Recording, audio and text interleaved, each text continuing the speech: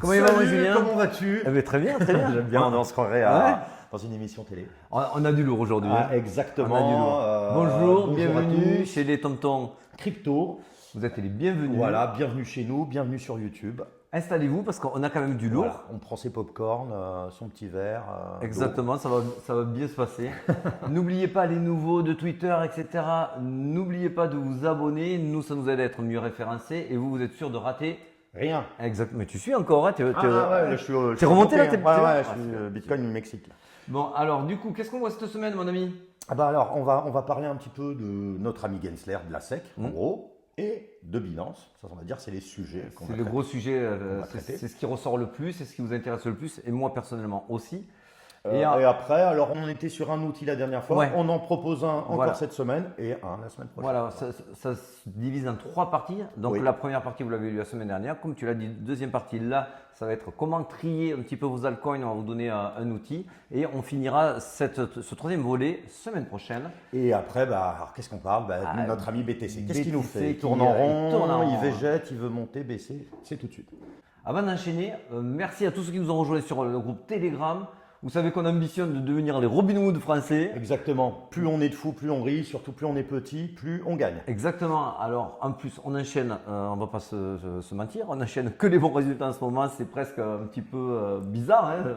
On aura peut-être un stop loss qui arrivera à terme ou pas. Donc, il y a deux canaux. Il y a le canal Call, vous le savez. Il y a le canal Earn, Win and Fire, pour ceux qui ont la ref. Donc, ça, vous trouverez tout ça en lien en description pour pouvoir nous rejoindre. Surtout si on veut peser dans la partie, n'oubliez pas d'utiliser le lien d'affiliation des Tontons chez Mex. Exactement. Alors, c'est pas pour que nous on s'en foute plein les poches. Non, ceux parce qui qu'on nous redistribue connaissent, tout, hein. Voilà, tous les mois, on redistribue les giveaways. Notre but, c'est vraiment de Créer une communauté bienveillante, de exactement. partage, etc. Et comme le disait notre ami Asher, en effet, souvent la communauté nous donne de très très bonnes idées, de très bons calls et on vous en Voilà. remercie. Allez, on attaque la semaine. Alors, on voit quand même qu'il y a des bons performeurs. Hein. C'est vert. Donc, alors, on peut déjà les trier. On voit qu'il y a un petit peu de défi. Ouais. Hein, on voit du compound, maker. Maker. On va dire ça, c'est les prêteurs, les emprunteurs. C'est quand même pas mal. C'est Ouais. une petite news qui dit que quand même des gens qui font des paris là en ce moment. Donc, ce qui est plutôt bien. Tout ce qui tourne autour de la DeFi, tout ce qui peut être minté, donc eux, ils sont en train de tirer leur épingle du jeu. Ça aussi, de voir ces jetons-là performer, moi, ça me fait penser Moi aussi, j'avoue. que c'est bizarre qu'on te dise « Ah, ça va descendre à 20 000 si on commence à minter ». Bon, bref. Link aussi, avec son CCIP, on en avait parlé, cross-chain, donc qui va permettre aux grosses institutions, et je ne sais pas si vous l'avez vu, que le patron de Link était entouré de BlackRock et autres. Peut-être que là aussi, il faut y voir quelque chose. Il y a des connivences, il y a des connivences Intéressant, qui s'opèrent. Et puis voilà. On attaque le sujet. Le sujet, c'est notre ami Gensler. Bien lui, Gensler, il nous fait, là, il nous a fait encore du grand Gensler. Hein, parce ouais. qu'on le connaît, hein, il nous avait déjà fait des. Je pense quand même qu'il a des fesses, c'est marqué comme au restaurant, là, les grillades. Là, parce que là, quand même, ils te l'ont ça fait crie. rôtir. Ah ouais, ils l'ont fait rôtir. Donc c'est toujours ces mêmes questions. Alors, on va revenir pour ceux qui découvrent, qui n'étaient quand même pas là. Donc, Gary Gensler a été auditionné auprès du Congrès. Oui, tout à fait. Encore une fois. Et cette fois-ci, c'est peut-être la fois où l'étau s'est le plus resserré sur ce qui lui reste de cojones. Hein, Voilà. pour, Alors c'est vrai qu'on l'avait vu les fois dernières un peu bafouillé. Là on le voit. Alors maintenant, limite, il comprend plus quoi. Limite, c'est de l'anglais, il sait plus trop bien si ça. On ça voit match qu'il dans le est cerveau. complètement acculé et surtout ce qui est vraiment très intéressant parce qu'on fait l'épître mais si on est sérieux 2 secondes, ce qui est très intéressant c'est qu'avant au sein du Congrès il avait des soutiens. Ouais. Hier il est absolument tout seul pour se défendre et très mal se défendre, notamment Bitcoin. Est-ce que c'est une sécurité? Ah bah non, mais en fait il a passé le test Alors de c'est une Olé. commodité? Non plus. Non, c'est pas une sécurité. Vous voyez, hein, on joue, c'est le jeu du chat. Voilà. là, Et donc le Patrick McHenry, lui, il s'est grave fait plaisir. Donc il a remis un petit peu dans ses lignes de 22 pour faire la Coupe du Monde de il lui rugby. menace d'une assignation aussi et Ah, mais proposition de destituer de son ouais, poste. il a clairement dit, est-ce que vous voulez vraiment être le premier président à être mis en examen? Waouh. C'est quand même fort. Là, je pense qu'il y a des mots qui pèsent énormément. Alors, attention, hein. Je me prénomme, je m'appelle Henri. Ce n'est pas forcément le héros qu'on attend tous. Je pense quand même que le bonhomme, il a peut-être Larry Fink au téléphone. Je pense. En tout cas, sachez qu'aujourd'hui, pour nous, ça correspond quand même à un scénario qu'on a élaboré depuis juin qui, pour nous, rend quasiment intenable de garder Gensler à la tête de la présidence. On sent fortement que Biden, au bout d'un moment, sera obligé de l'amener à démissionner. Et lui se couvrirait du coup en nommant quelqu'un d'autre. Et ce nouveau quelqu'un d'autre dirait, bon, ben, on accorde les ETF. Alors, ce n'est que des suppositions. Peut-être que Gary Gensler prendra quand même ses décisions. Mais pour nous, n'ayez crainte. Les plus gros financiers, les plus gros gestionnaires en portefeuille au monde sont sur le dos de Gary Gensler. Et c'est jamais très bon quand on a des grands monstres comme ça, on va dire la smart money, la vraie, hein, Voilà, les donc, grosses institutions. Voilà, on peut se tromper, on sera les Bien premiers sûr. à titrer mea culpa, mais je ne vois pas les ETF Bitcoin ne pas être accordés. La vraie question c'est quand. Quand? Alors voilà, il y a plein de dates qui circulent, etc. Ça, c'est, bon, on va dire, c'est notre. Je pense que ça sera dans tous les cas de figure bien plus proche que ce qu'on laissera vous le faire entendre pour bien sûr vous faire rater le train. Oui, parce qu'il y en a certains qui disent, bon, ben, ça sera pendant le halving. D'autres qui disent c'est reporté en début 2024. Ouais. Pour moi, chaque jour nous rapproche de cette date. Je réduis mes hedges, c'est ce que je te disais, moi mes shorts, j'ai un short qui me hedge sur du Bitcoin, je les réduis progressivement parce que je ne crois de moins en moins à une chute du Bitcoin. Ça, on le verra dans la seconde partie. On va pas Il y a quand même 4 membres du Congrès qui demandent à Gensler d'approuver le Bitcoin au comptant là maintenant, de se dépêcher vraiment. Immediately. Voilà, donc bon, il y a quand même aussi quelque chose qui peut être Et intéressant. ça, c'est assez nouveau. C'est notre cher Brian Armstrong, le patron de.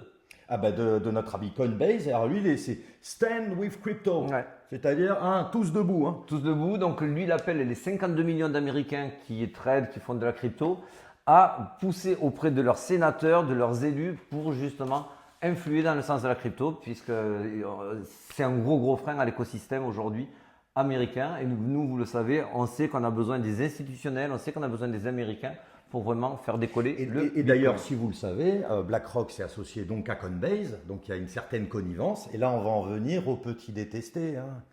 Binance. Et voilà, parce que Binance, c'est une société, il gère énormément d'argent, c'est un petit peu le grand mouton noir, on en parlait tout à l'heure. Hein. Exactement. Oui, donc du coup, là, les fameuses FUD sur Binance, notamment les FUD françaises. Je tiens à remercier d'ailleurs José qui a lancé un mini-sondage auprès des influenceurs français pour savoir s'ils avaient entendu des personnes se plaindre de Binance. Dans leur réseau. Ce qui est plutôt pas mal, c'est très judicieux de savoir. Alors, C'était bien joué, José. Ouais. Et in fine, il remonte 0 incident. Donc aujourd'hui, c'est très à la marge ce qui se passe sur Binance.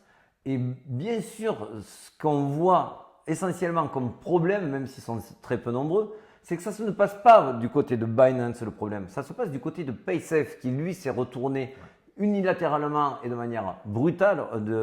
C'est une rupture de contrat. Hein.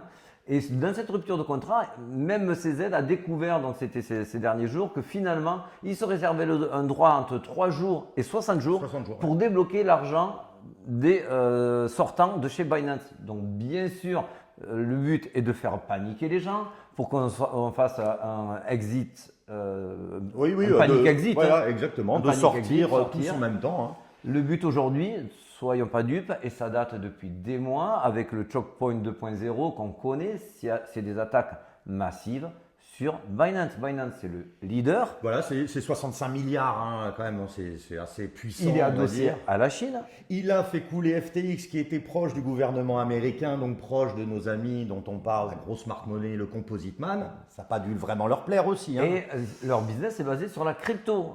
Crypto, Chine, qu'est-ce qu'on a dit d'autre encore? Et le leader. Et le leader. Donc tout ça, c'est voilà, n'oublions pas que Gensler, qui vraiment lui s'est focalisé sur Binance. D'abord, il avait été licencié de chez Binance. Quoi, il a un refus. Non, c'est pas licencié. Ils ont dit tu nous intéresses pas. Tu nous intéresses pas. C'est-à-dire qu'il a postulé et il a été non. Voilà. Et ensuite, il faut savoir qu'il a travaillé chez Goldman Sachs. Goldman Sachs, c'est un peu comme Chase. C'est les grosses banques, grosses institutions américaines JP Morgan qui sont un petit peu anti-crypto. Alors que JP Morgan, peut-être un petit peu moins. Eux, ils jouent un peu sur les deux tableaux. Donc ne soyez pas dupes. Binance, bien sûr, ont des difficultés. Est-ce que la smart money va arriver à les tuer? Ça serait quand même dommageable ou alors favoriser plutôt l'adoption de Coinbase. Ça, on le saura, mais en tout cas, c'est Ne du soyez fun, pas dupes, hein. voilà, ne paniquez pas. Binance, il est couvert de multiples façons. Il a été audité de multiples façons. Si Binance coule, la crypto coule. Voilà, C'est simple, oui, en effet, en effet. Ah oui, alors voilà, ça c'était notre petit. Alors c'est oui, pas l'indicateur, mais c'est quand même un indicateur Ouais, super important. Certains l'ont, bien sûr, chez Bien nous. sûr. On a des niveaux très élevés, mais ceux qui ne l'ont pas, Alors c'est très simple, on va parler de market cap et de TVL. Alors déjà, mais on va je- répéter, on est sur Defilama. voilà, donc je vous l'inscris, Defilama. Defilama, c'est vraiment une super référence, un petit peu de tout ce qui se passe, comme un peu Token Terminal ou d'autres sites vraiment de référence. Donc pourquoi tu nous présentes Defilama? Alors Defilama, il va nous parler de quelque chose qui est très important. Il va nous parler de TVL. TVL, c'est très simple, c'est toute la valeur totale de la crypto-monnaie qui est verrouillée dans un projet. Ce qui veut dire que le projet est sain, etc.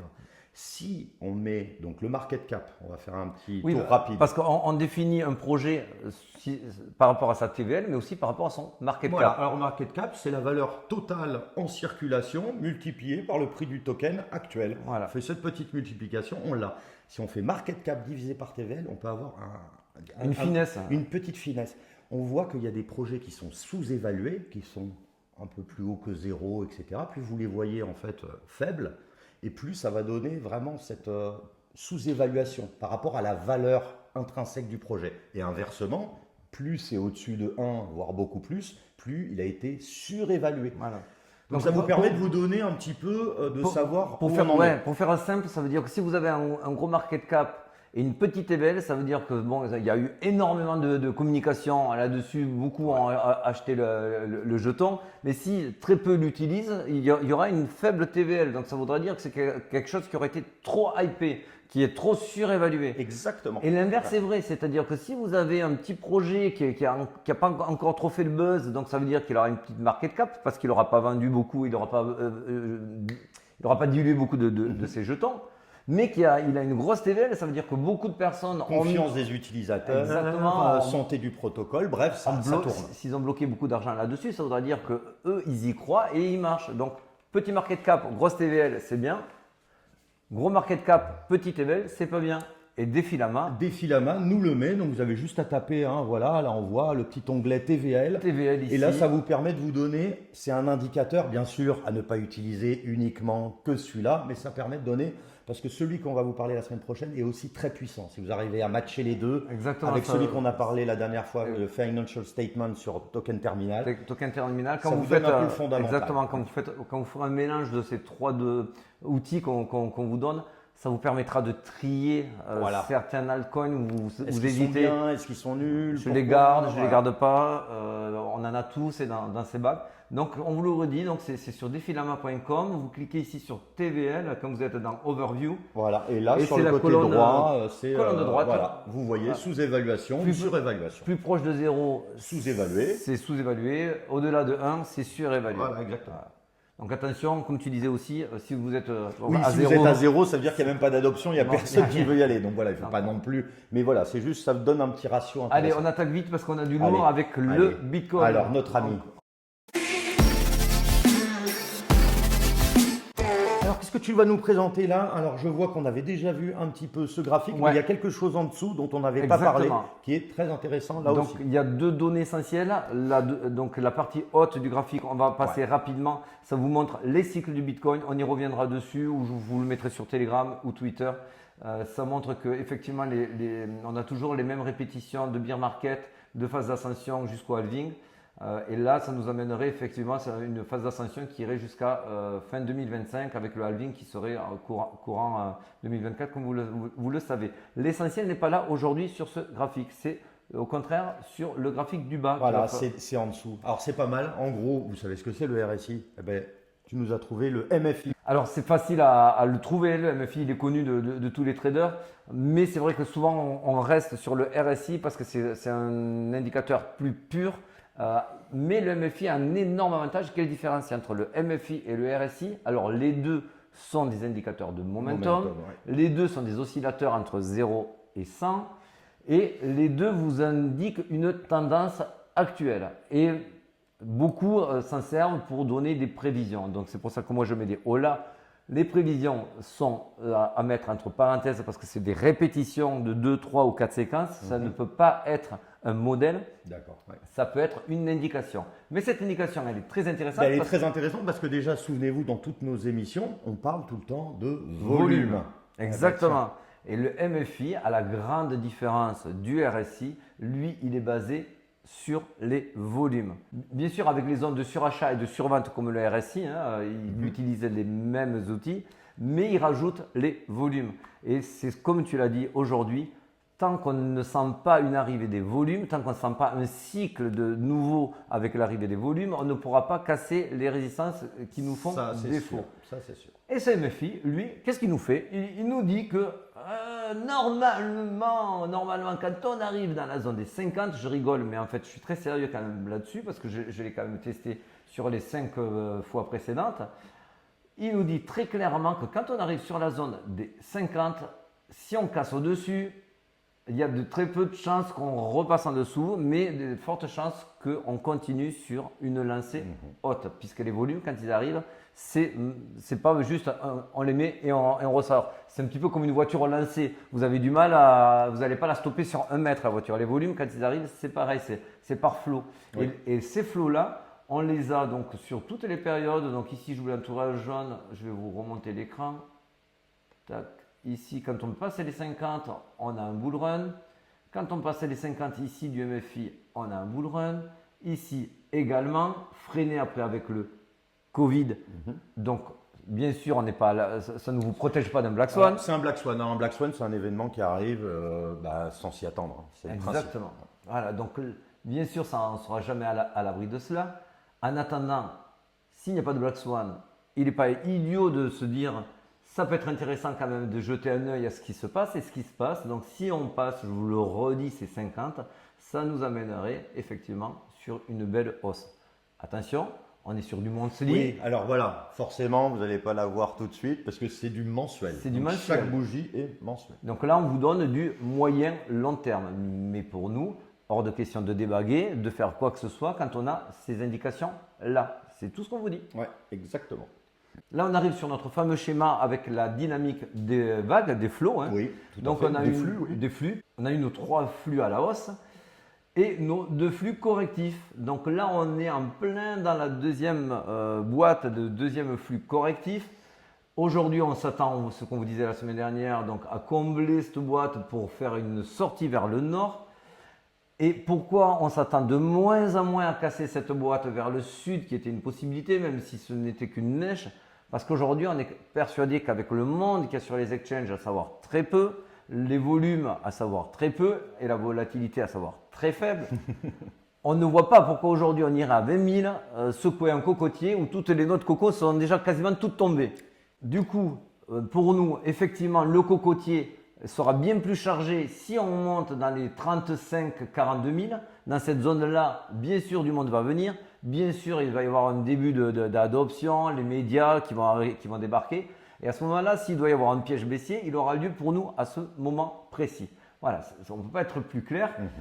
Ce qui était rigolo aussi par rapport à cela, j'y suis retombé dessus, c'était le 19 septembre, on vous publiait, voilà, on a cassé la fameuse MM100. Avec les petits soldats en plus. Avec les 3 petits soldats blancs ici qui redonnaient une tendance et on vous avait dit voilà, cette ligne, tant qu'on ne la refranchit pas au nord, on ne rebasculera pas sur du haussier long terme. Pour moi, il était évident qu'on avait fait un premier test ici, on le voit très clairement. On a fait un deuxième test, ça c'était le 19 septembre, on le voit aussi très clairement.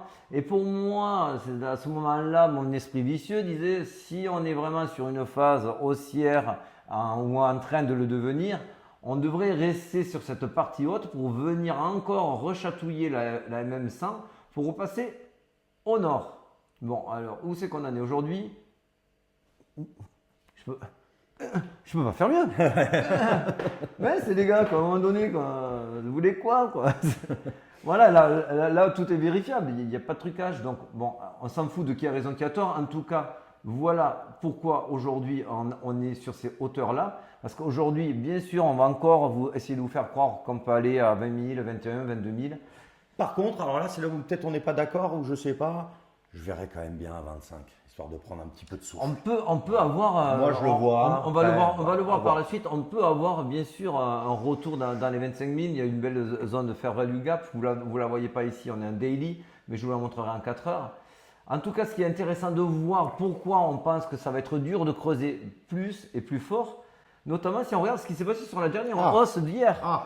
Ouais, parce que c'est vrai que c'était beau et tout de suite, il y en a beaucoup Ouais, qui repleuraient ouais, derrière. Et moi Heureux pleurer. j'étais en voiture et sur Telegram, on me disait ah mais arrête-toi, c'est la voiture, dis-nous qu'est-ce qui se passe. Vous étiez très mignon, mais je dis non, je peux pas m'arrêter en voiture, les gars. Mais je vous avais dit sur Telegram, je faisais des messages vocaux en leur disant voilà, si l'open interest explose et que les funding restent positifs, attention, ça sera un balayage. Et le balayage, on le voit aussi comment?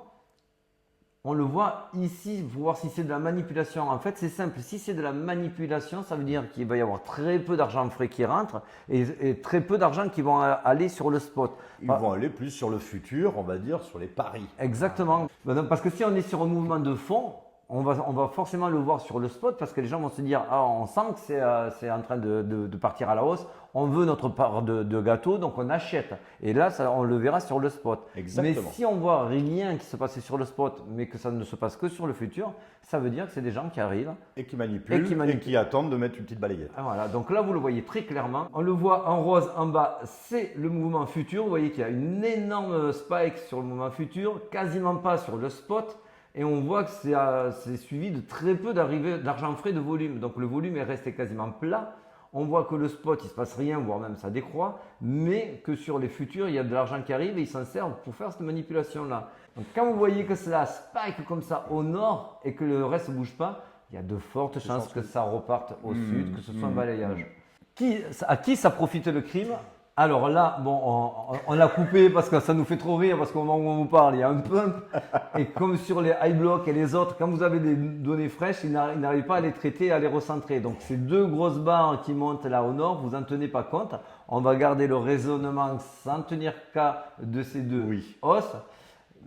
Par contre, ce qui est clair, qui a profité de cette hausse et de cette baisse qui a eu lieu hier. C'est les grosses whales, on parle des whales plus. Hein. Ouais, Enfin, donc ça part de 1000 et plus de Bitcoin à leur portefeuille.